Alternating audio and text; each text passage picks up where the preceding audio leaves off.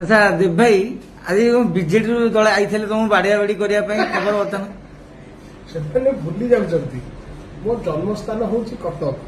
ମୋର ଆଦର୍ଶ ହଉଛନ୍ତି ପ୍ରଭାତ ପୁରୁଷ ବିଜୁ ପଟ୍ଟନାୟକ, ଯେ ମାଡ ତତ୍ତ୍ୱ ଦେଇଥିଲେ। କଟକିଆ ଟୋକା ମୁଁ ଏବଂ ଚର୍ଚ୍ଚିକାଙ୍କର ଆଶୀର୍ବାଦ ଅଛି। କିଏ ବଳେଇଯିବ ଆମଠୁ? କେହି ବଳେଇ ମାନେ ପାରିବେ ଡର ଲାଗିଲେ ନା? ଖାଲି ପାଣ୍ଡିଆନଙ୍କର ତୋଷାମଦ ହବା ପାଇଁ ସେମାନେ ଆକ୍ଟିଂ କରି ଆସିଥିଲେ।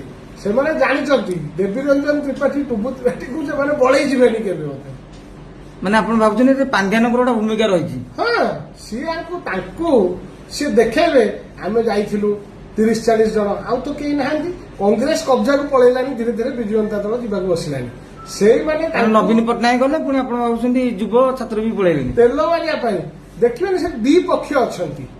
ଗୋଟେ ପଟେ ବିଜୁ ବାବୁଙ୍କର ବିଜୁ ଜନତା ଦଳ, ଗୋଟେ ପଟେ ପାଣ୍ଡିଆନ ବାବୁଙ୍କର ବିଜୁ ଜନତା ଦଳ, ଗୋଟେ ପଟେ ସାହସୀ ଆଉ କାରଣ ସ୍ୱାଭିମାନୀ। ସେଟାକୁ ଆମେ ବିଜେଡି କହୁନାହାନ୍ତି, ପାଣ୍ଡିଆନ ଜନତା ଦଳ ବୋଲି କାହିଁ ବିଜୁ ବାବୁ କହୁଛନ୍ତି? ବି ଅଛି, ଧୀରେ ଧୀରେ ଗୋଟେ ଅକ୍ଷର ଛାଡି ହେଇ ପି ହେଇଯିବ।